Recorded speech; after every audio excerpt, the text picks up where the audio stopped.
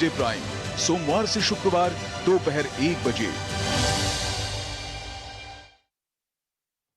News night के प्रायोजक हैं गैलेंट एडवांस रबर, निर्माण का रियल हीरो।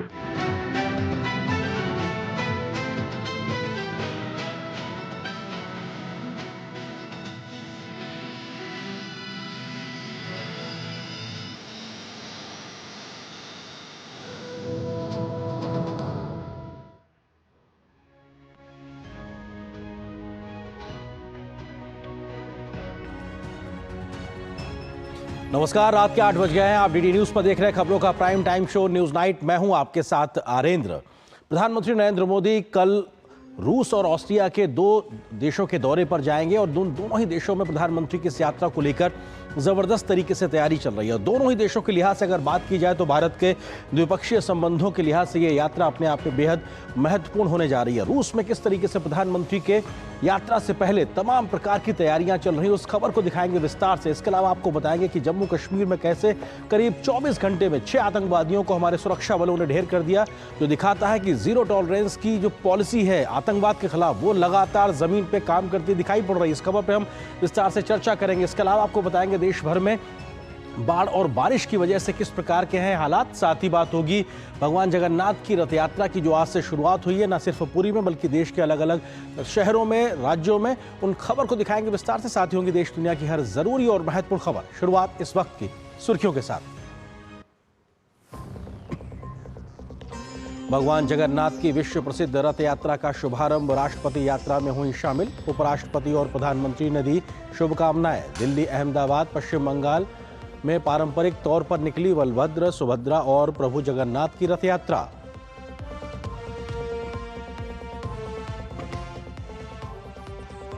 प्रधानमंत्री नरेंद्र मोदी 8 और 9 जुलाई को 2 दिवसीय मॉस्को दौरा। द्विपक्षीय वार्ता के कई मुद्दों पर अहम चर्चा की संभावना। प्रधानमंत्री की यात्रा को लेकर भारतवंशियों में जबरदस्त उत्साह।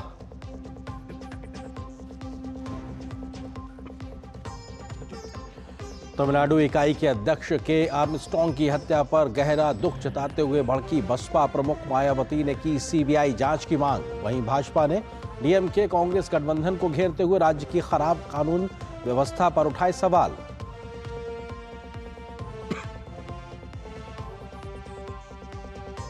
हाथरस भगदड़ मामले में न्यायिक आयोग की जांच हुई और तेज। आयोग के अध्यक्ष ने कहा, जरूरत पड़ने पर सभी संबंधित लोगों से की जा सकती है पूछताछ। नारायण साकार विश्व हरि के अधिवक्ता एपी सिंह ने भगदड़ के पीछे साजिश का लगाया आरोप।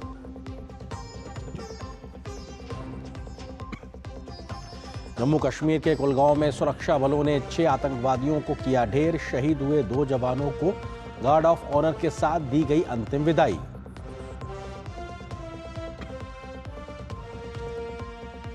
गृह मंत्री अमित शाह के गुजरात दौरे का आज दूसरा दिन। अहमदाबाद को मिली आधुनिक मल्टी स्पेशलिटी SLIMS हॉस्पिटल की सौगात। साथ ही अमित शाह ने किया अमीन PJKP विद्यार्थी भवन का उद्घाटन। असम में 29 जिले बाढ़ प्रभावित। 577 राहत शिविरों में 50,000 से ज्यादा लोगों ने ली है शरण। मुख्यमंत्री ने बाढ़ प्रभावितों से की मुलाकात। मौसम विभाग ने 8 से 11 जुलाई तक अरुणाचल प्रदेश में भारी से बहुत भारी वर्षा का जताया अनुमान।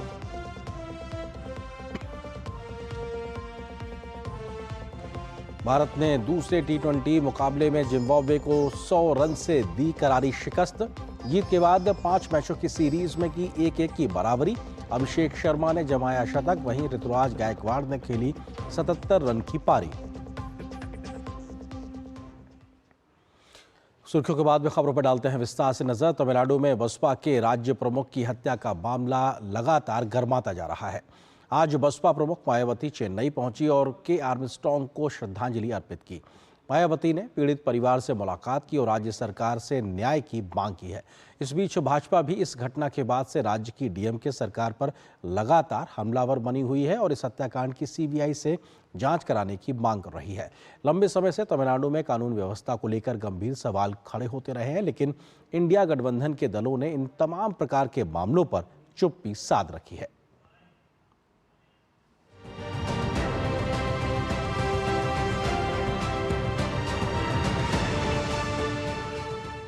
तमिलनाडु के कल्लाकुरिची जिले में जानलेवा जहरीली शराब का मामला अभी थमा भी नहीं था कि 5 जुलाई को बहुजन समाज पार्टी के तमिलनाडु प्रमुख के आर्मस्ट्रांग की बेरहमी से हत्या ने एक बार फिर प्रदेश के एम.के. स्टालिन सरकार की कानून व्यवस्था पर सवालिया निशान खड़े कर दिए हैं। दिवंगत प्रदेश बीएसपी अध्यक्ष के आर्मस्ट्रांग को श्रद्धांजलि देने चेन्नई पहुंची उत्तर प्रदेश के पूर्व मुख्यमंत्री और बहुजन समाज पार्टी मुखिया मायावती डीएमके सरकार पर जमकर भड़की और हत्याकांड की सीबीआई जांच की मांग कर डाली।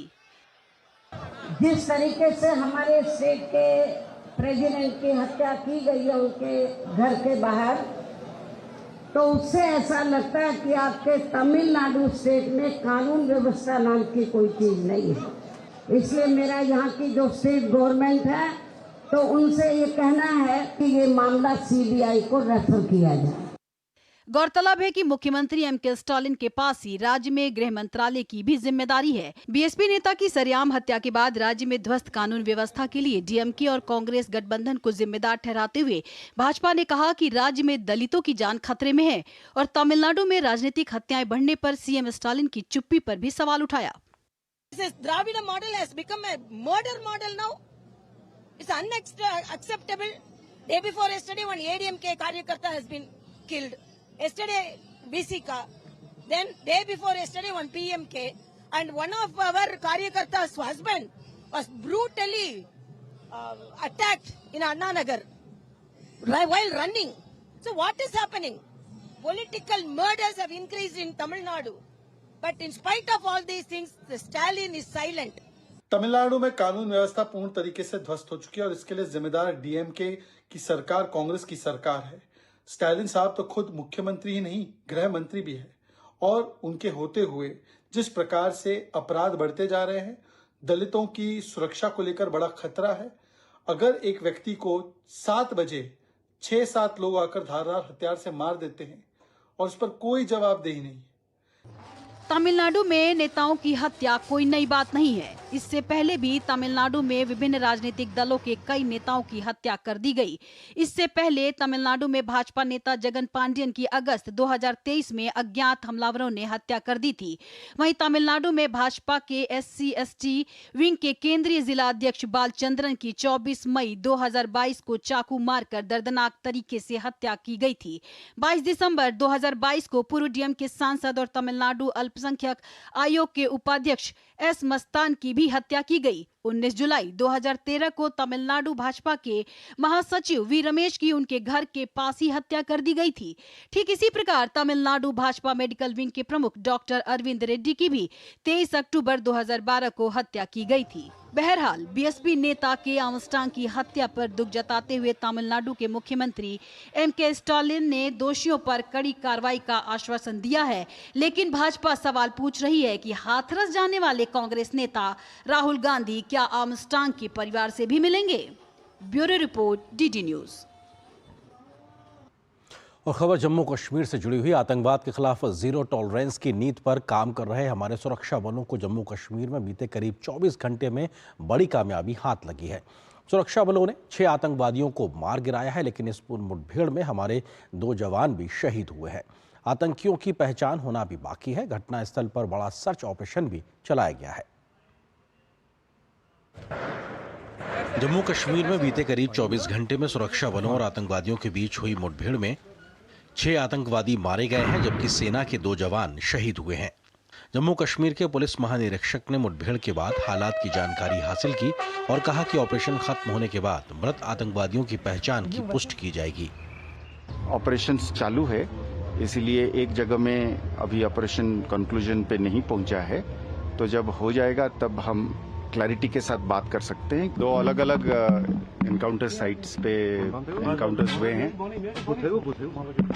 बॉडी की कंफर्मेशन के हिसाब से 6 आतंकियों का मारे जाने का खबर है। सुरक्षा बलों के साथ मुठभेड़ में मारे गए 6 आतंकवादियों में से 2 मदार गांव में और बाकी 4 चिनी गांव में मारे गए हैं। मुठभेड़ के बाद इलाके में सर्च ऑपरेशन जारी है। पहली मुठभेड़ मोदार गांव में हुई, जहां एक जवान शहीद हुआ, जबकि दूसरी मुठभेड़ फ्रिसल चिनी गांव में हुई, जहां हुए ऑपरेशन के दौरान दूसरा जवान शहीद हुआ। कश्मीर के पुलिस महानिरीक्षक ने कहा कि आतंकवादियों के खिलाफ अभियान पूरी मुस्तैदी से जारी रहेगा। सिस्टम को, अपना सिक्योरिटी आर्किटेक्चर जिसमें Jammu Kashmir police, Indian army, agencies और सेंट्रल आर्म पुलिस फोर्सेस हैं, सब मिलकर आवामी सपोर्ट के साथ, लोगों के साथ इस चीज को हम जरूर जीतेंगे। इस बीच राजौरी जिले के एक गांव में सुरक्षा चौकी पर आतंकवादियों की गोलीबारी में सेना का एक जवान घायल हो गया। आतंकवादियों ने मंजार कोट क्षेत्र में सेना की चौकी पर गोलीबारी की। इसके बाद जवानों ने जवाबी कार्रवाई शुरू की, जिसमें सेना का एक जवान घायल हो गया। आतंकवादियों की तलाश के लिए तलाशी अभियान जारी है। बीते कुछ समय से आतंकवादियों ने घाटी ही नहीं बल्कि जम्मू क्षेत्र में भी अपनी गतिविधियों को बढ़ाने की कोशिश की है, लेकिन हमारे मुस्तैद सुरक्षा बलों ने आतंकवादियों की हर हिमाकत को माकूल जवाब दिया है। Bureau report, DD news. तो बीते करीब 24 घंटे के लिहाज से बात की जाए तो 6 आतंकवादियों को सुरक्षा बलों ने ढेर किया। हालांकि इसकी कीमत भी भारत ने चुकाई है अपने 2 जवानों की शहादत के साथ। लेकिन कुछ आंकड़ों पर नजर डालते हैं कि बीते कई वर्षों में किस प्रकार से जीरो टॉलरेंस की नीति अपनाई गई है आतंकवाद के खिलाफ। अगर हम बात करें किस तरीके से घटनाएं साल दर साल 2019 से लेकर 2023 तक का हम जिक्र करें तो आप देख सकते हैं कि अगर हम आतंकी घटनाओं का जिक्र करें तो 2019 में 153 घटनाएं हुई थी, उससे घटकर 2020 में 126, 2021 में 129 घटनाएं, 2022 में 125 और 2023 में घटकर ये महज 46 घटनाएं रह गई हैं। मुठभेड़ की अगर बात की जाए तो 2019 में 102 घटनाएं हुई, उसके बाद 2020 में 118, 2021 में 100 घटनाएं हुई और 2022 में 117, जबकि ये घटकर 2023 में महज 48 घटनाएं रह गई हैं। इसी प्रकार से मारे गए नागरिकों की, आतंकी घटनाओं में मारे गए नागरिकों का जिक्र किया जाए तो 2019 में 44 नागरिकों को हमने खो दिया। इसी प्रकार से 2020 में हमने 38 नागरिकों को खोया, 2021 में ये संख्या 41 थी, 2022 में 31 थी और ये घटकर 14 हो गई 2023 में। मारे गए सुरक्षा कर्मियों के लिहाज से बात की जाए तो आतंकी घटनाओं के लिहाज से 2019 में हमने 80 अपने सुरक्षा कर्मियों को खोया, जबकि 2020 में 63 सुरक्षा कर्मियों को शहादत हुई है, 2021 में 42 सुरक्षा कर्मियों को देश ने खोया है, तो वहीं 2022 में 32 और यह आंकड़ा 2023 में 30 है। हालांकि एक भी कैजुअल्टी देश के लिए बहुत बड़ी क्षति है, लेकिन ये आंकड़े लगातार घटते दिखाई पड़ रहे हैं। इसी प्रकार से मारे गए आतंकवादियों की संख्या के लिहाज से बात की जाए तो 2019 में 157 आतंकवादी मारे गए थे, 2020 में 221 आतंकवादी मारे गए, 2021 में 180 आतंकवादी मारे गए, 2022 में 187 आतंकवादी मारे गए, 2023 में 73 आतंकवादी मारे गए। हालांकि ये आंकड़ा बीते वर्षों के मुकाबले 73 कम है, लेकिन इसकी बड़ी वजह यह है कि आतंकवादी देश छोड़कर भाग गए हैं, बड़ी संख्या में उनको न्यूट्रलाइज किया गया है। इस वजह से ये इनकी संख्या यहां पर कम नजर आ रही है। तो आपने देखा ये आंकड़े इस बात की तस्दीक करते हैं कि जीरो टॉलरेंस की जो नीति आतंकवाद के खिलाफ अपनाई गई है वो जमीन पर काम करती नजर आ रही है। जहां पर कैजुअल्टीज कम हुई है, आतंकवादियों का सफाया हो रहा है, तो उसी प्रकार से देश के नागरिकों की जान माल को एक तरीके से सुरक्षा भी की जा रही है। इसी प्रकार से कुछ और तथ्यों को आपको जल्दी से अगर हम बताएं कि किस प्रकार से जीरो टॉलरेंस की नीति जमीन पे काम करती नजर आ रही है, तो आतंकवादी घटनाओं में 70% की कमी देखने को मिली। अगर 2019 के लिहाज से खासतौर से बात की जाए, क्योंकि उस समय 370 धारा को हटाया गया, तो उसके बाद से ये स्थिति दिखाई पड़ रही है कि 70% घटनाओं में कमी हुई है। 2004 से 14 के जो 10 साल थे उसमें लगभग 2829 सुरक्षा कर्मी और नागरिकों की मृत्यु हुई थी, लेकिन 2014 से 2023 तक के 9 साल में 891 ये संख्या रह गई है, जो कि 2829 से 891 संख्या दिखाती है कि कैसे इसमें लगातार कमी आई है और ये अपने आप में लगभग 70% के आसपास है। तो सुरक्षा कर्मियों की मृत्यु में 50% की कमी आई। हालांकि एक कैजुअल्टी भी देश के लिए बहुत बड़ी क्षति है, लेकिन फिर भी यह संख्या लगातार कम हो रही है। हम बेहतरीन तरीके से अपने आप को आतंकवादियों के खिलाफ खड़ा करने में मुस्तैदी से कामयाब हो रहे हैं। 2010 में पत्थरबाजी की घटनाएं 2654 हुई थी। धारा 370 हटने के बाद से एक भी घटना नहीं हुई है। जो हजारों में संख्याएं होती थी, घटनाएं होती थी, वो संख्या अपने आप में नगण्य शून्य होकर रह गई है धारा 370 हटने के बाद में। 2010 में पत्थरबाजी में 112 नागरिकों की मृत्यु हुई थी और उसके बाद से एक भी कैजुअल्टी नहीं हुई, यानी 370 हटने के बाद से एक भी नागरिक की मृत्यु पत्थरबाजी की घटनाओं में नहीं हुई, जबकि 2010 में यह आंकड़ा अच्छा खासा सैकड़े से पार 112 के आसपास था। 2010 में सीज फायर उल्लंघन की 70 घटनाएं हुई, 2023 में सिर्फ 6 घटनाएं हुई हैं। सीज फायर की घटनाओं में भी लगातार कमी देखने को मिल रही है। यह हमारे बढ़ते सुरक्षा तंत्र के लिहाज से, बढ़ती क्षमताओं के लिहाज से एक बेहतर स्थिति दिखा रहा है। इसी प्रकार से 2010 में घुसपैठ के प्रयास की अगर बात की जाए तो ये करीब 500 के आसपास थी। 2023 में सिर्फ 48 रह गई, यानी कि घुसपैठ की घटनाएं जो विदेशी सरजमी से भारत की ओर होती है वो करीब 500 के आसपास ही 2010 में, अब ये घट के 50 के भी नीचे आ गई है। तो ये दिखाता है कितनी बड़ी संख्या में अपने अपने तंत्र को सीमा पर तैनात किया है, उसकी वजह से ये कमी देखने को मिल रही है। 2010 में 18 आतंकी घाटी छोड़कर भागे थे, यानी 2010 में जो स्थिति थी उसकी वजह से सिर्फ 18 आतंकवादी घाटी को छोड़कर भागे थे, जबकि 2023 में 281 आतंकवादियों को घाटी छोड़कर भागना पड़ा है। यानी अब ज्यादा दबाव है, ज्यादा हम अपने तरीके से मुस्तैदी से मौजूदगी दर्ज करा रहे हैं, इस वजह से ज्यादा आतंकवादियों को घाटी को छोड़कर भागना पड़ा है, जबकि यह स्थिति 2010 में बरक्स उल्टी थी, इतना हमारा दबाव नहीं था। 2014 से पहले टेरर फाइनेंसिंग पर नहीं होती थी कार्रवाई, उस प्रकार की स्थितियां नहीं थी कि उनके फाइनेंसिंग करने वाले लोगों पर कार्रवाई की जाए, लेकिन 2014 के बाद में स्थिति बदली है। टेरर फंडिंग पर एनआईए ने अभी तक 32 केस दर्ज किए हैं। राज्य की एजेंसियों ने अगर मिला के बात की जाए तो उन्होंने 51 केस दर्ज किए। तो इस प्रकार से लगभग 70-75 केसेस दर्ज किए जा चुके हैं जो लोग टेरर फाइनेंसिंग करते हैं, यानी कि आतंकवादियों को पैसा मुहैया कराते हैं। टेरर फंडिंग में 229 अभी तक लोग गिरफ्तार किए गए, 150 करोड़ रुपए से ज्यादा की संपत्ति को जब्त किया गया है और 57 प्रॉपर्टी को सीज किया गया, यानी कि आप अगर आतंक को पोषित करेंगे तो आपके खिलाफ भी कार्रवाई होगी। ये तमाम घटनाएं 2014 के बाद से हमको देखने को मिल रही हैं। टेरर फंडिंग पे नकेल कसी गई, खासतौर से धारा 370 हटने के बाद से। टेरर फंडिंग से जुड़े मामलों में 134 बैंक खातों में 100 करोड़ से ज्यादा की जो रकम है उसको भी फ्रीज किया गया है, यानी ये दिखाता है कि ऐसे संदिग्ध खातों या खाता धारकों के माध्यम से जो आतंकवाद को संरक्षण देते हैं उन पर भी नकेल कसी गई है। तो ये दिखाता है अपने आप में आतंक का समर्थन करने वाले सरकारी कर्मचारियों पर भी कार्रवाई की गई है। तमाम ऐसे फैसले लिए गए हैं जो लोग एक समर्थक के तौर पर सरकारी महकमे में बैठने के बाद भी आतंकी गतिविधियों को संरक्षण और पोषण करते थे, उनके खिलाफ कार्रवाई करने की सरकारी प्रक्रिया भी शुरू हुई है। आप भले ही सरकारी महकमे में हो, लेकिन आपकी इस प्रकार की कारगुजारियों को बर्दाश्त नहीं किया जाएगा। तो ये भी अपने आप में स्थिति दिखाता है कि कैसे जीरो टॉलरेंस की नीति लगातार अपनाई जा रही है आतंकवाद के खिलाफ। तो ये अपने आप में कुछ ऐसे आंकड़े हैं जो बताते हैं, दर्शाते हैं कि किस तरीके की स्थितियां परिस्थितियां लगातार बन रही हैं, जिसके चलते जीरो टॉलरेंस की जो नीति है वो जमीन पे काम कर रही है। मौजूदा घटना के बाद से किस प्रकार की स्थिति परिस्थिति बनी है, इस विषय पे आगे हम करेंगे चर्चा। भी फिलहाल एक छोटे से ब्रेक के लिए रुकते हैं।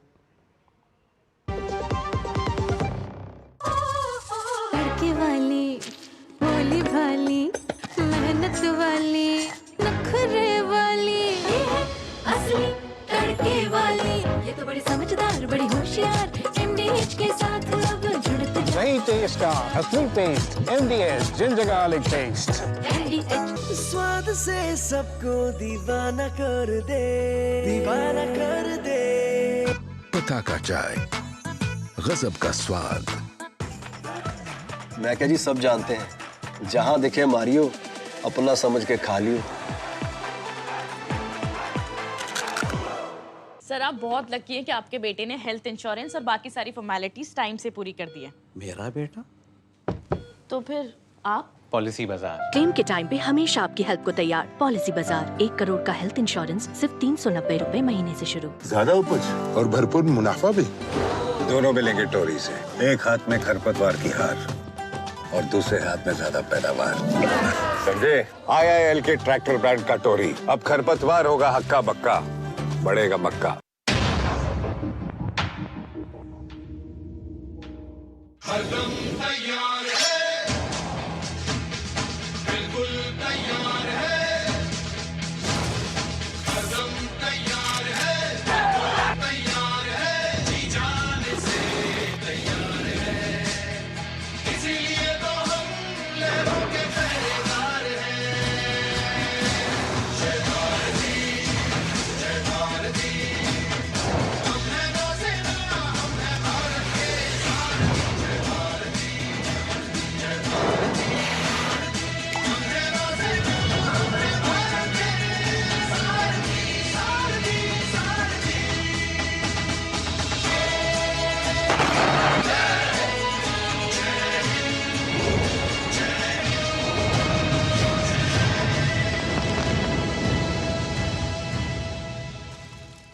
अब आया असली स्वाद। अब आया स्वाद। जब स्वाद के पड़े हो लाले तो MDH का चंकी चाट मसाला डालें। MDH का चंकी चाट मसाला। MDH।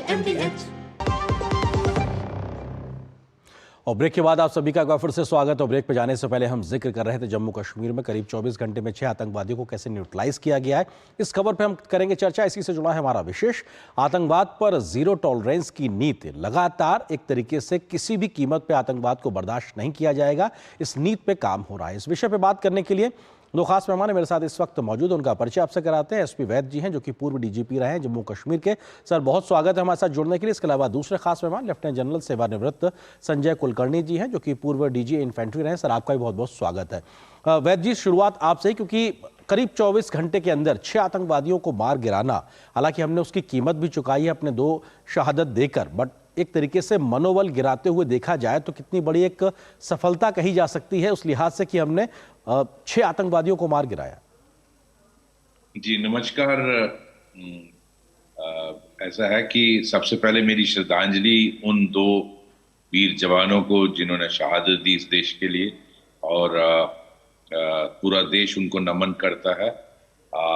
लेकिन ये जो 6 आतंकी ढेर किए गए, इनका मैं समझता हूँ ढेर होना एक अच्छी कामयाबी है, बहुत बड़ी कामयाबी है।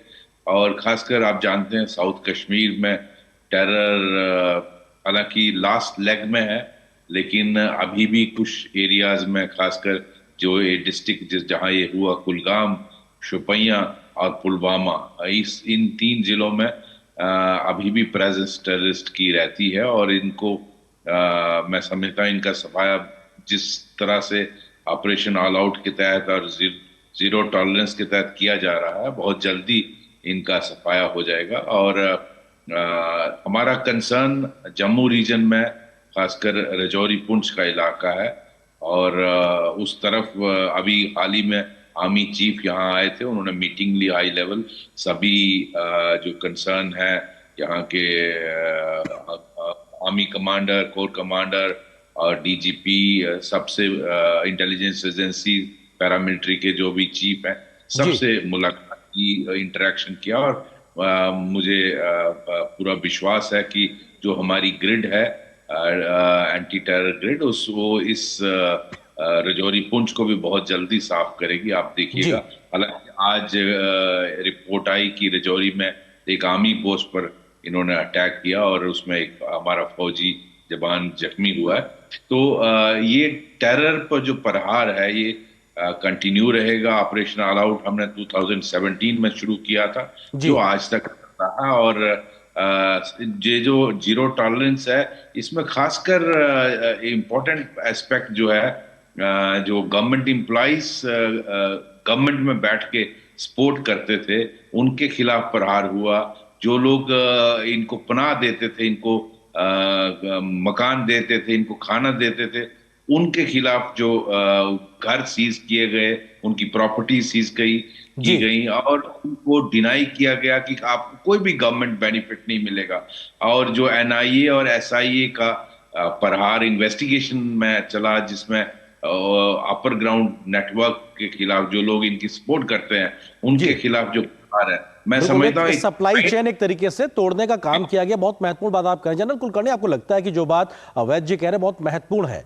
दक्षिण कश्मीर में किस प्रकार से अभी भी एक चुनौती बनी, मैं इस पॉइंट पे आऊंगा, लेकिन उसके अलावा जम्मू क्षेत्र में भी एक बार फिर से चुनौतियां बढ़ती दिखाई पड़ रही हैं। क्या ये ज्यादा बड़ी चुनौती है और इससे लड़ने की किस प्रकार से कोशिश होगी? तबकि हम लगातार आगे बढ़ रहे हैं और कह रहे हैं कि साहब अंतिम दौर में है आतंकवाद घाटी और कश्मीर में। बहुत बहुत धन्यवाद। जैसे आपने डीजी वैद्य साहब ने बताया, श्रद्धांजलि जो मेरे 2 सैनिक का देहांत हुआ, लेकिन बहुत खुशी की बात कि 6 आतंकवादी मारे गए, ये बहुत बड़ी बात है, और जिसके ऊपर धीरे धीरे काबू पाना है और थोड़ा सा वक्त लगेगा। और कई बार हो जाता है कि हमें लगता है कि आतंकवाद समाप्त हो गया है, और या धीरे धीरे करके हम लोगों ने उसके ऊपर कंप्लीट कंट्रोल पा लिया है।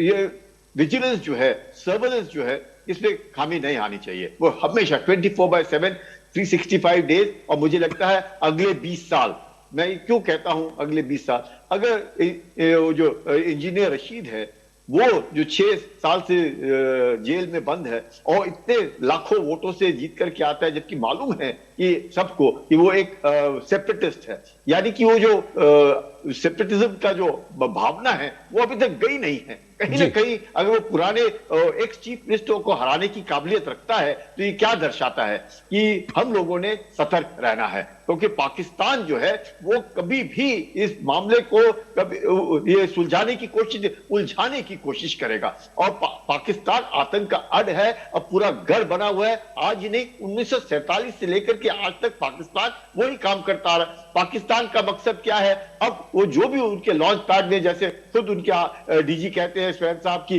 60 से 70 आतंकी आते हैं और तैयार बैठे हुए हैं, ये क्या दर्शाता है कि उन्होंने देखा कि पार्लियामेंट्री इलेक्शन में कितना भी हम दखलंदाजी दे करके दिखाने की कोशिश करेंगे कि भारत जो है चाहे आर्टिकल 370 एब्रोगेट कर ले, वहां पे नॉर्मलसी नहीं आई है। नॉर्मलसी नहीं आई, आप खुद दिखा रहे हैं, जितने आपके फैक्ट स्टेटिस्टिक्स दिखा रहे हैं कि 70% कम हो गया। कितने 3 फिगर 4 फिगर में होते थे, अब डबल डिजिट में आगे, वो भी कम हो रहा है। तो कोई शक नहीं कि लाखों में टूरिस्ट जा रहे हैं, इसमें भी कोई, ये पाकिस्तान को हजम नहीं होता है, तो ये लोगों को इंटरप्रेट करते हैं। हमारे बीच में भी चंद एक लोग हैं जो OGW का काम करते हैं, हमारे यहाँ पर भी स्लीपर सेल्स हैं, हमारे यहाँ पर भी लोग हैं, उनको आने के पनाह देने की कोशिश करते हैं, लॉजिस्टिक्स बैकअप देने की कोशिश करते हैं, प्लस ड्रोन्स, नई नई टेक्नोलॉजीज आ गई जिनके द्वारा उनको एम्युनिशन मिलता है, हथियार मिलता है, लोग उनको गाइड करते हैं। तो ये सब हो, अब असेंबली इलेक्शन आ रहे हैं और अब अमरनाथ यात्रा शुरू है, तो इसको किस तरीके से भारत की जो छवि है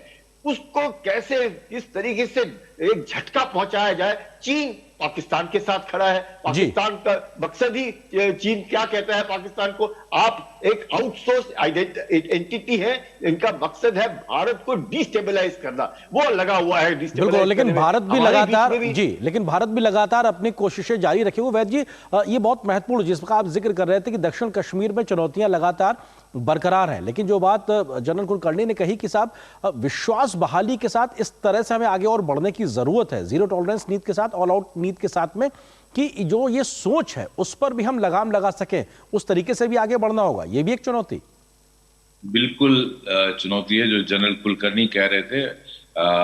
हम सबके लिए एक बहुत बड़ा चिंता का विषय ये है, जिस तरह से इंजीनियर रशीद को जिताया गया, जिस तरह से अमृतपाल सिंह को जिताया गया, और किस तरह ये सेपरेटिस्ट माइंड के लोग हैं जिनको जेल में बैठे हुए सेपरेटिस्ट आइडियोलॉजी के लोगों ने लाखों की तादाद में वोट दिए। और मैं समझता हूं एक बहुत बड़ी चुनौती भारत की डेमोक्रेसी के लिए रहेगी, इस सोच के साथ किस तरह से डील किया जाए। जहां तक टेररिस्ट का सवाल है, हमारे सुरक्षा बल बहुत अच्छी लड़ाई लड़ रहे हैं, बहुत आपका स्टैटिस्टिक्स ही आप देख लीजिए किस तरह से 70% से नीचे वायलेंस का लेवल हुआ है, और बहुत सा कोई भी पैरामीटर ले लीजिए। लेकिन इस सोच से लड़ने के लिए जिस तरह के कदमों को उठाना चाहिए वो उसमें अभी मैं समझता हूं और इम्प्रूवमेंट की जरूरत है। और भारत इस पे एक पॉलिसी, कंसिडर्ड पॉलिसी बनानी चाहिए, वो सिर्फ कश्मीर में ही नहीं, पंजाब में भी और देश के बाकी हिस्सों में भी, कि इस आइडियोलॉजी को पनपे न दिया जाए और पाकिस्तान को एक्सप्लॉइट करने का मौका ना दिया। बिल्कुल। जनरल कुलकर्णी, एक छोटा सा कमेंट आपसे चाहेंगे कि आपको लगता है कि ये एक लंबी लड़ाई है, लेकिन जिस तरीके से हमने बीते दिनों में, कुछ वर्षों में इसको लड़ा है और नतीजे भी हमारे हक पे दिखाई पड़ रहा है, जैसे टेरर फाइनेंसिंग को लेकर ही जिस प्रकार से नकेल कसी गई है, वो एक बेहतरीन एक आंकड़े दिखाता है हमको। कोई शक ही नहीं है, टेरर फंडिंग में देखिए कितनी कमी आई है। जैसे हम लोगों को पता चला, जैसे ही एब्रोगेट हुआ आर्टिकल 370, उसके बाद सबकी पोल खुलनी शुरू हो गई, जबरदस्त प्रॉपर्टीज का। अब मेरे को तो लगता है जहां जहां पे भी प्रॉपर्टी हमने इनकी ली है, ये जो आतंकवादियों की है या सेपरेटिस्ट की है, मुझे लगता है उन घरों में, उन इलाकों में सिक्योरिटी फोर्सेस को बिठा देना चाहिए। क्यों मैं ये कहता हूं, आप अगर उसको खाली रखेंगे तो कोई फायदा नहीं है। चाहे वो कितने भी किसी भी जगह में हो, किसका भी गढ़ हो, उसके वहां पे सिक्योरिटी फोर्सेस में अंदर रहना शुरू कर देना चाहिए। तब एहसास होगा ये जो प्रॉपर्टी है वो कॉन्फिस्केटेड है और ये किसी आतंकवादी की या सेपरेटिस्ट की थी। जब तक हम लोग मैसेजिंग नहीं करेंगे, क्योंकि जिस प्रकार से लगातार, मतलब इसमें कोई शक नहीं है, आप कैसे सिनर्जी देखिएगा ना, आप चाहे वो जे के पुलिस है, चाहे आपके सेंट्रल पैरामिलिट्री फोर्सेस है या फौज है, सब मिलकर के लगातार। इसीलिए हम लोग देखते हैं कि साउथ ऑफ पीर पंजाल अब शुरू हुआ, नहीं तो नॉर्थ ऑफ पीर पंजाल में तो तकरीबन पूरा कंट्रोल था ना। अभी साउथ में क्या हो गया कि हम लोगों को लगा कि जिस तरीके से धीरे धीरे करके चाहे रीडिप्लॉयमेंट हुआ, इसी प्रकार से हम लोगों को थोड़ा सा करना पड़ा, उसके बाद जो कार्रवाई शुरू हुई चाहे रजौरी में हुई इधर, उसके ऊपर भी काबू पाएंगे, इसमें कोई शक नहीं है। पंजाब और JNK दोनों स्टेट्स के ऊपर काबू पाना बहुत बहुत जरूरी है। और उस दिशा में लगातार प्रयास चल भी रहे। फिलहाल वक्त इतनी अनुमति दे रहा, बहुत बहुत शुक्रिया आप दोनों का। जनरल कुलकर्णी आपका SP वैसे ही हमारे साथ जुड़ने के लिए आप दोनों का बहुत शुक्रिया। फिलहाल यहाँ पर एक छोटे से ब्रेक के लिए रुकते हैं, बहुत जल्द हाजिर होते हैं कुछ और महत्वपूर्ण खबरों से आपको रूबरू कराएंगे। लाल रंग इसका अपार, तीखा कम है फिर भी स्वाद, बेमिसाल बेमिसाल MDH Kashmiri, MDH Kashmiri. MDH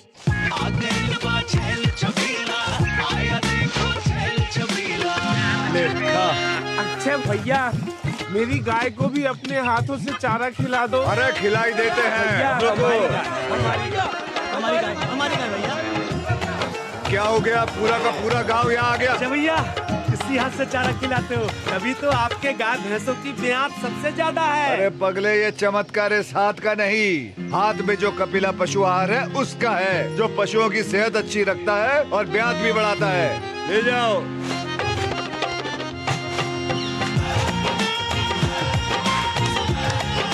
Kapila, देश का नंबर 1 पशु आहार। बात जब पीढ़ियों के लिए बनने वाले घर की हो तो जिम्मेदारी बड़ी हो जाती है। गैलेंट समझता है ये जिम्मेदारी। अब डबल M रिब्स के साथ गैलेंट एडवांस TMT रीबार, निर्माण का रियल हीरो। चुटकुला समझ नहीं आया? समझ तो ये नहीं आता कि खेत धान का या खरपतवार का। तो इसमें समझना क्या है दोस्त, ले आओ धान के खरपतवारों का स्पेशलिस्ट ग्रीन लेबल। IIL के ट्रैक्टर ब्रांड का ग्रीन लेबल, धान के खरपतवारों का स्पेशलिस्ट। गोल्डी छोले मसाले, जहाँ जाए रिश्ते बनाए, जहाँ जाए रिश्ते बनाए, गोल्डी मसाले। और ब्रेक के बाद अब खबर आस्था से जुड़ी हुई। पुरी में भगवान जगन्नाथ की रथ यात्रा महोत्सव की आज से शुरुआत हुई, जिसको पूरे विधि विधान के साथ आज शुरू किया गया। राष्ट्रपति द्रौपदी मुर्मू भी पुरी पहुंची तो PM मोदी समेत देश के तमाम गणमान्य लोगों ने रथ यात्रा महोत्सव की शुभकामनाएं दी हैं। वहीं देश के अलग अलग हिस्सों में, अलग अलग शहरों में भगवान जगन्नाथ की रथ यात्राओं का आयोजन किया गया, जिसमें बड़ी संख्या में श्रद्धालु शामिल हुए।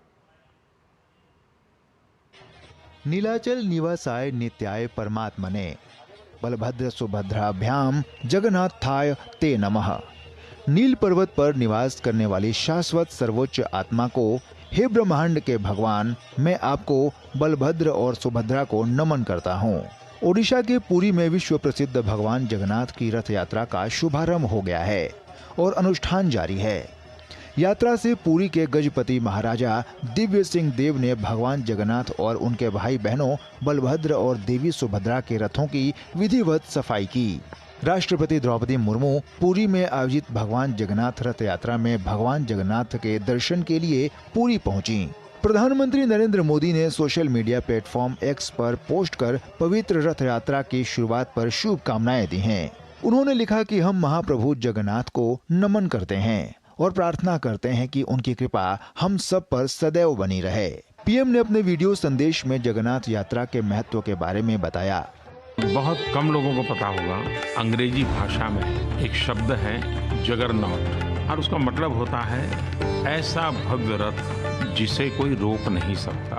और इस जगरनॉट का डिक्शनरी मीनिंग में भी ये पाया जाता है कि जगन्नाथ के रथ के साथ में से ही ये शब्द का उद्भव हुआ है। और इसलिए हम समझ सकते हैं कि दुनिया ने भी जगन्नाथ इस यात्रा को अपने अपने तरीके से किस प्रकार से महात्म्य स्वीकार किया है।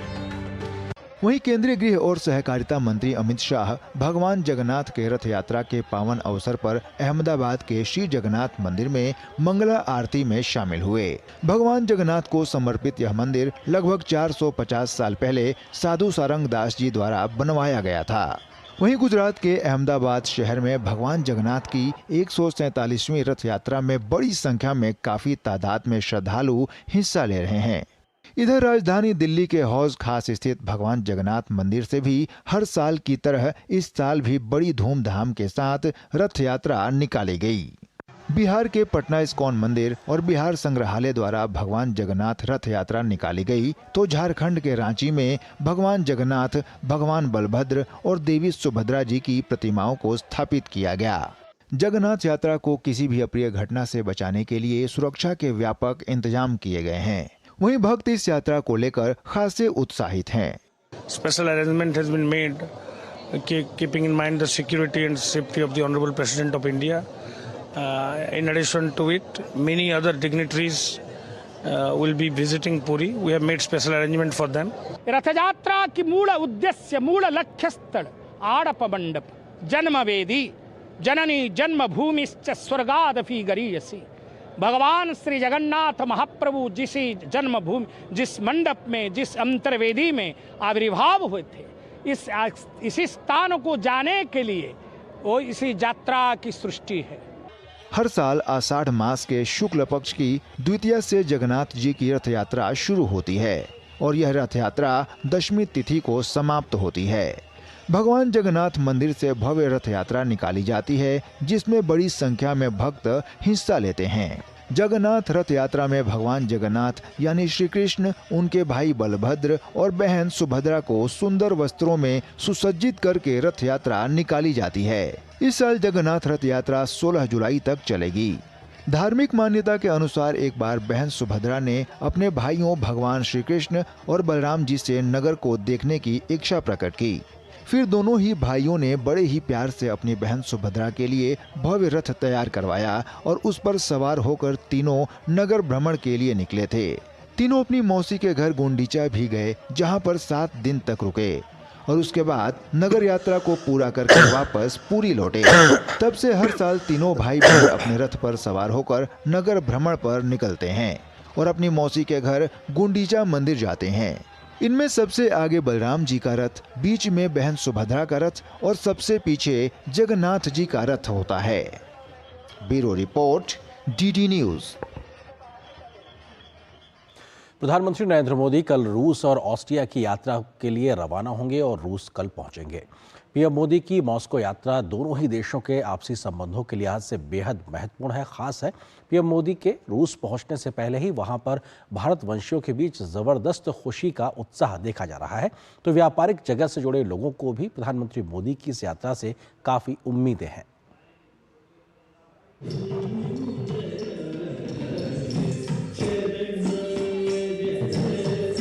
नरेंद्र मोदी जी, हमें रशिया में आपका स्वागत है। I am really happy that relationship between two my beloved countries, my Motherland Russia and India.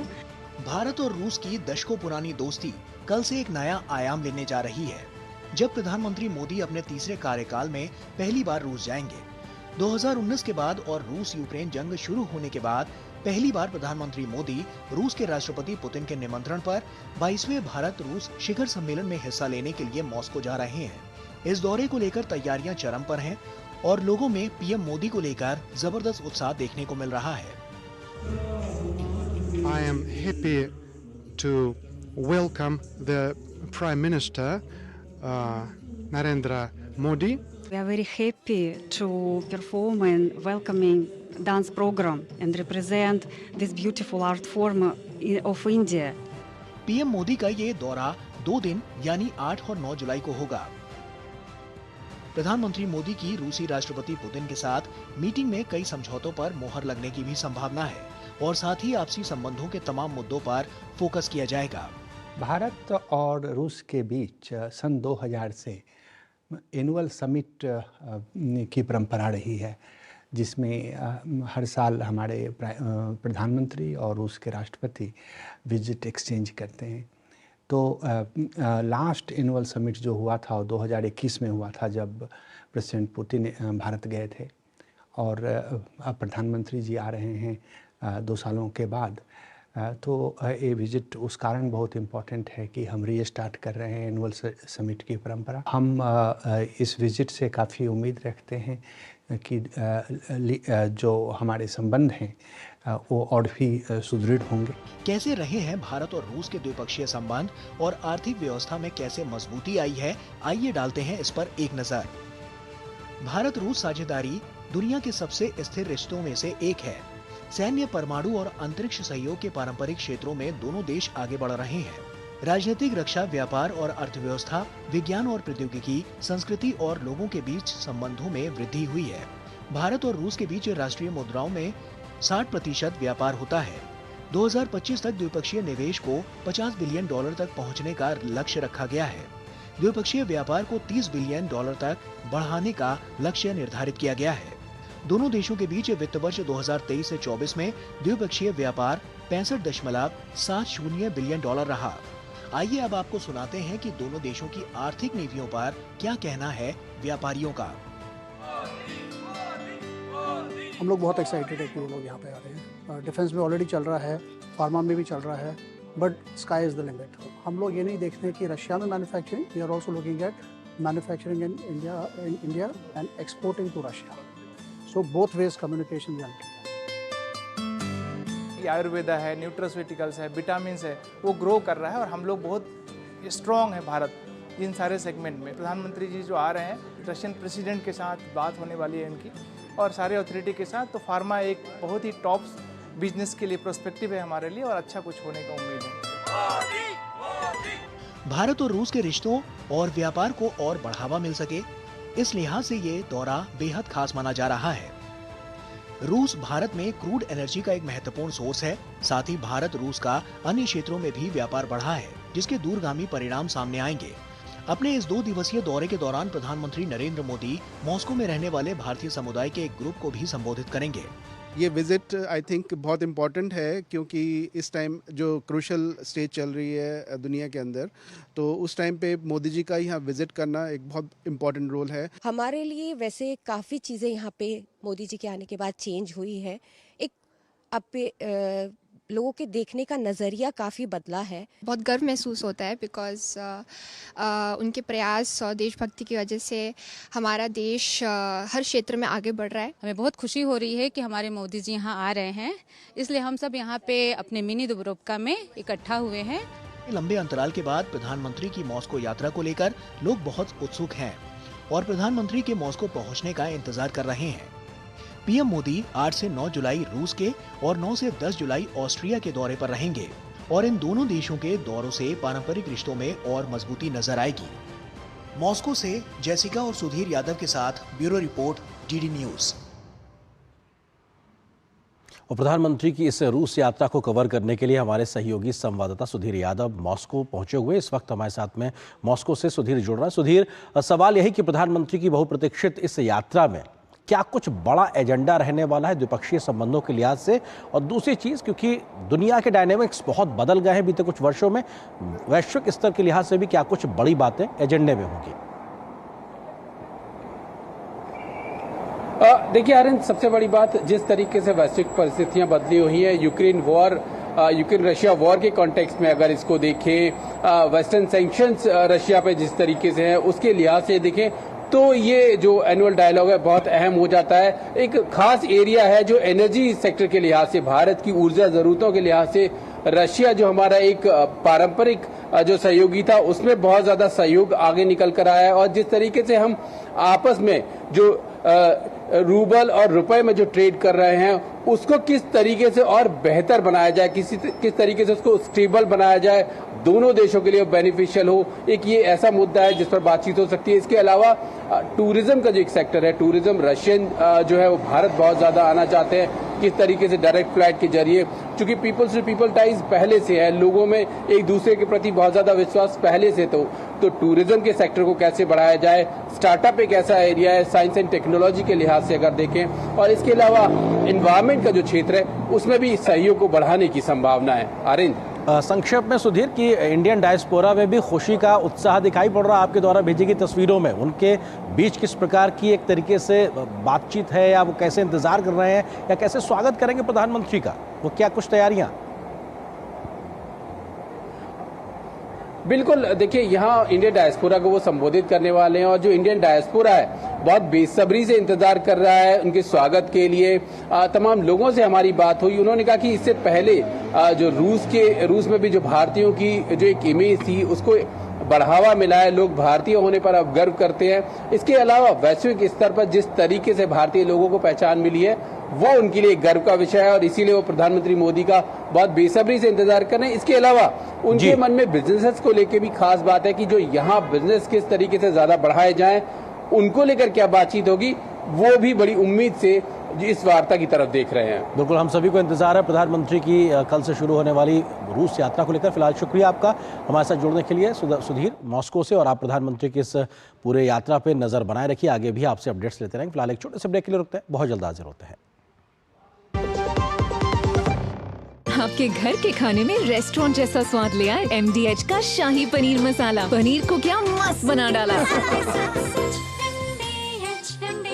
बात जब पीढ़ियों के लिए बनने वाले घर की हो तो जिम्मेदारी बड़ी हो जाती है। गैलेंट समझता है ये जिम्मेदारी। अब डबल M रिब्स के साथ गैलेंट एडवांस TMT रीबार, निर्माण का रियल हीरो। राशि की स्कूल फीस, घर का किराया, कितनी जिम्मेदारियां हैं सर पे। तुम तो टर्म लाइफ इंश्योरेंस लिए बिना ही चले गए। पॉलिसी बाजार पे 1 करोड़ का टर्म लाइफ इंश्योरेंस सिर्फ 470 रुपए महीने से शुरू। 605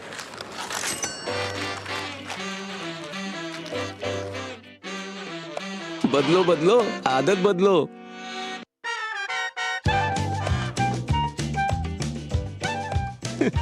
बदलो बदलो आदत बदलो। अब नजदीकी बैंक जाकर फटे पुराने नोट्स बदलिए।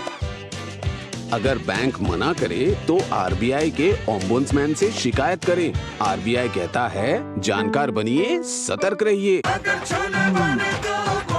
गोल्डी छोले मसाले, जहाँ जाएं रिश्ते बनाएं। जहाँ जाए रिश्ते बनाए, गोल्डी मसाले। केंद्रीय गृह एवं सहकारिता मंत्री अमित शाह ने आज अहमदाबाद के नारायणपुरा में आधुनिक मल्टी स्पेशलिटी स्लिम्स अस्पताल का उद्घाटन किया। 100 बिस्तरों वाले इस अस्पताल में रिप्लेसमेंट रोबोटिक सर्जरी की सुविधा भी उपलब्ध है। इसके अलावा गृह मंत्री अमित शाह ने अहमदाबाद में छात्रों के लिए एक भवन का भी उद्घाटन किया।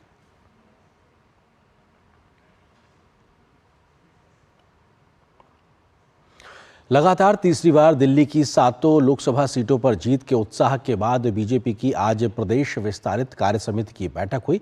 बैठक में मंडल, जिला और प्रदेश स्तर के नेताओं ने भाग लिया। प्रदेश अध्यक्ष वीरेंद्र सचदेवा की अध्यक्षता में हुई बैठक में केंद्रीय मंत्री पीयूष गोयल भी शामिल हुए। इस मौके पर केंद्रीय मंत्री पीयूष गोयल ने कहा कि विपक्ष को जनता ने पूरे तरीके से नकार दिया है। वीरेंद्र सचदेवा ने कहा है कि आगामी विधानसभा चुनाव में भाजपा उम्दा प्रदर्शन करेगी। 85 दिन तक आप सब जो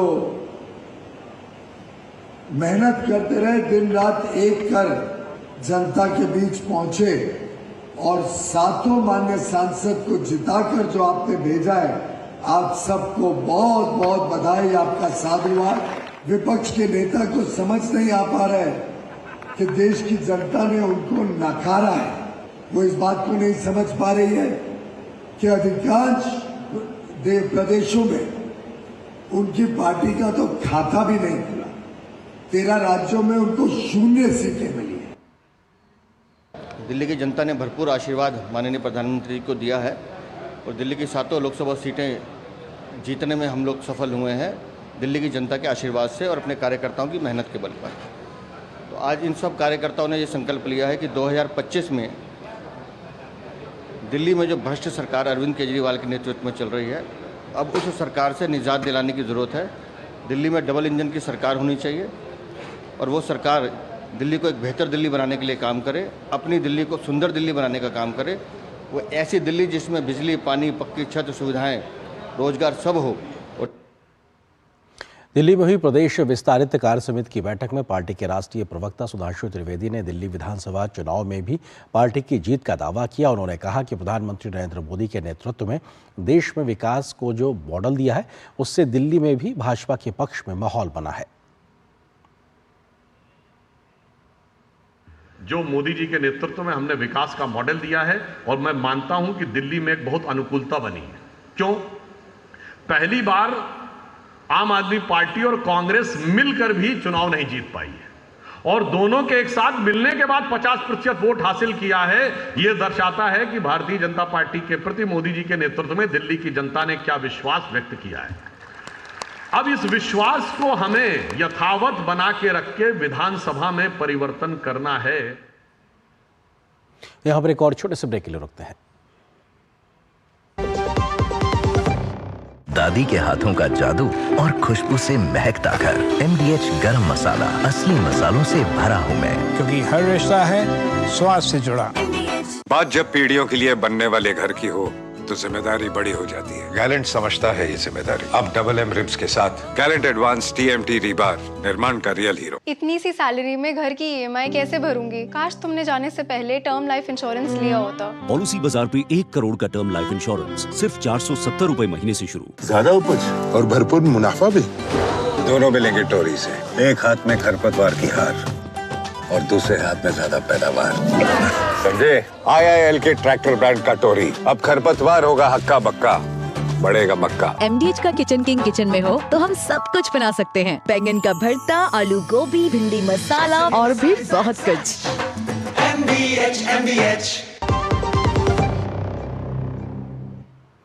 उत्तर प्रदेश के हाथरस में सत्संग में हुई भगदड़ की घटना के लिए गठित न्यायिक जांच आयोग की टीम की जांच लगातार जारी है। इस सिलसिले में 3 सदस्यीय न्यायिक टीम आज हाथरस पहुंची और घटना स्थल पर मौजूद लोगों से पूछताछ की और उनके बयान दर्ज किए। आयोग के अध्यक्ष ने कहा है कि सच्चाई सामने लाने के लिए हर जरूरी व्यक्ति से पूछताछ की जाएगी। हाथरस में नारायण साकार विश्व हरि के सत्संग में हुई भगदड़ की घटना की जांच के लिए उत्तर प्रदेश सरकार पूरी तरह से एक्शन में है। यूपी सरकार ने इस घटना की जांच के लिए 3 सदस्यीय न्यायिक जांच आयोग का गठन किया है। न्यायिक जांच आयोग ने अपना काम भी शुरू कर दिया है। इस सिलसिले में जांच समिति हाथरस में घटना स्थल पर पहुंची और घटना स्थल पर मौजूद चश्मदीदों का बयान दर्ज किया। जांच आयोग के अध्यक्ष ब्रजेश कुमार श्रीवास्तव ने कहा कि जांच टीम ने अपना काम शुरू कर दिया है और जो भी इस मामले से जुड़ा होगा उससे पूछताछ की जाएगी। हमने कई लोगों से पूछताछ भी की है। We have noted down certain details. हम बहुत जल्दी नोटिस जारी करने जा रहे हैं, पब्लिक नोटिस, जिसमें हम लोगों को बुलाएंगे और हम बहुत जल्दी आएंगे भी यहाँ पे। जो भी संबंधित लोग हैं सबसे पूछताछ करेंगे। Law will take its own course. हम हर आदमी से पूछताछ करेंगे जो इससे संबंधित हो, whosoever he may be। इस बीच नारायण साकार विश्व हरि के अधिवक्ता AP सिंह ने इस भगदड़ के पीछे साजिश का आरोप लगाया है। AP सिंह ने कहा कि एक पूर्व नियोजित साजिश के तहत इस घटना को अंजाम दिया गया। उन्होंने जांच दल से ये मांग की है कि इस घटना के पीछे शामिल लोगों का पता लगाया जाए। ये एक बहुत बड़ी साजिश थी, षड्यंत्र थी। ये साजिश वो करने वाले तो केवल यूज किए गए, करने वाले तो एक अटैकर थे जो स्प्रे पॉइजनिंग अटैक किया है, वो तो केवल यूज किया। लेकिन इसके पीछे SIT से अनुरोध करता हूं, जांच का बहुत बड़ा विषय है, गंभीर जांच का। वो लोग कौन हैं जो नारायण साकार हरि को, मानव मंगल मिलन सद्भावना समागम को या सनातन को पूरी तरह से खत्म करने के लिए साजिश रच रहे हैं। 2 जुलाई को हाथरस में आयोजित नारायण साकार विश्व हरि के सत्संग के दौरान भगदड़ मच गई थी, जिसमें 123 लोगों की जान चली गई थी। जिसके बाद इस घटना की जांच के लिए उत्तर प्रदेश सरकार ने इलाहाबाद उच्च न्यायालय के सेवानिवृत्त न्यायाधीश ब्रजेश कुमार श्रीवास्तव की अध्यक्षता में 3 सदस्यीय न्यायिक जांच आयोग का गठन किया है। Bureau report, DD news. और देश में मानसून की दस्तक के बाद से कई राज्यों में भारी बारिश बाढ़ की वजह बन गई है। असम समेत पूर्वोत्तर के कुछ राज्य इन दिनों भारी बारिश से प्रभावित हैं। असम के मुख्यमंत्री ने बाढ़ प्रभावित इलाकों का आज दौरा किया और राहत के लिए हर जरूरी कदम उठाने के आदेश दिए हैं। इधर पहाड़ी राज्यों में भी बारिश से सामान्य जनजीवन पर अच्छा खासा असर पड़ा है। पहाड़ से मैदान तक बारिश का सिलसिला जारी है। असम में बाढ़ की स्थिति चिंताजनक बनी हुई है तो बिहार के पश्चिमी चंपारण में गंडक नदी में 60 मजदूर फंस गए। नेपाल में भारी बारिश के बाद कोसी नदी का जलस्तर उफान पर है। वहीं गुजरात के सूरत में 6 मंजिला इमारत गिरने से 7 लोगों की मौत हो गई। उत्तराखंड के ऋषिकेश में ऊपरी पहाड़ी इलाकों में बारिश के कारण गंगा सहित अन्य नदियों का जलस्तर बढ़ गया है। असम में बाढ़ की स्थिति चिंताजनक बनी हुई है। राज्य के 29 प्रभावित जिलों में लगभग 24 लाख लोग बाढ़ की चपेट में हैं। बाढ़ से मरने वालों की संख्या 58 हो गई है। मौसम विभाग ने 9 और 10 जुलाई को असम और मेघालय में भारी से बहुत भारी वर्षा की चेतावनी जारी की है। आईएमडी ने 8 से 11 जुलाई तक अरुणाचल प्रदेश में भारी से बहुत भारी वर्षा का अनुमान लगाया है। इस बीच असम के सीएम हेमंत बिस्वा शर्मा ने बाढ़ प्रभावितों से मुलाकात की। बिहार के पश्चिमी चंपारण के बगहा में गंडक नदी पार कर खेतों में काम करने गए लगभग 60 मजदूर बाढ़ के पानी में फंस गए हैं। बताया जा रहा है कि फंसे लोगों में बच्चे, बुजुर्ग और महिलाएं भी शामिल हैं।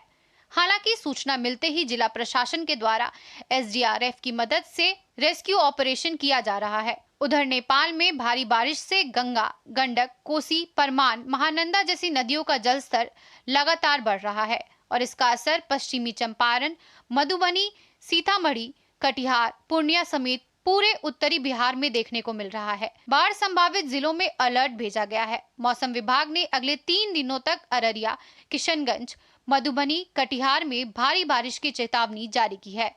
मानसून के आगमन के साथ हम लोगों ने जिले में एसओपी के अनुरूप सारी तैयारी पूर्ण कर ली है। माननीय मुख्यमंत्री जी के अध्यक्षता में बैठक में भी तैयारियों के संदर्भ में निर्देश प्राप्त हुए थे, तो उसके आलोक में भी सारी तैयारी की गई है।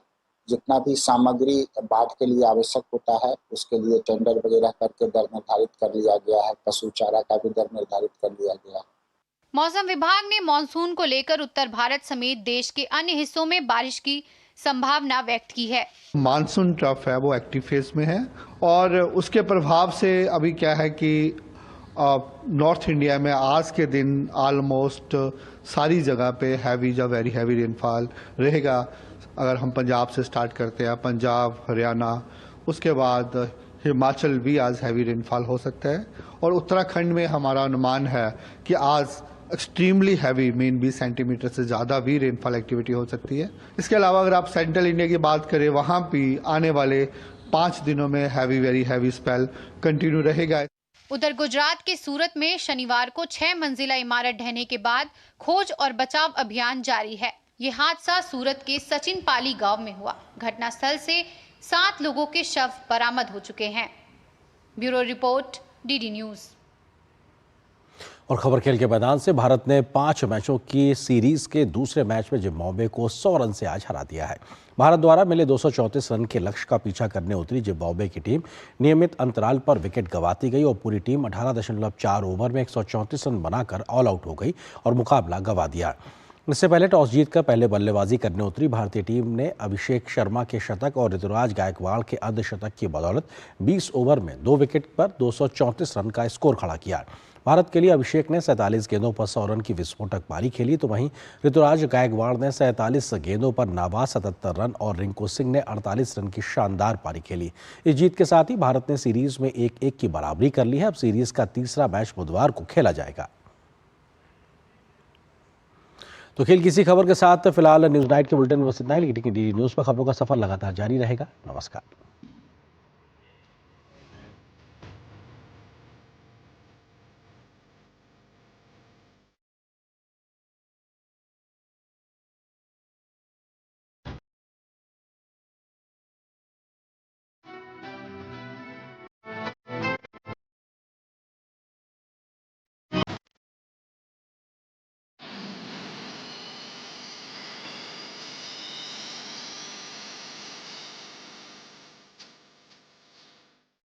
न्यूज नाइट के प्रायोजक थे गैलेंट एडवांस रबर, निर्माण का रियल हीरो।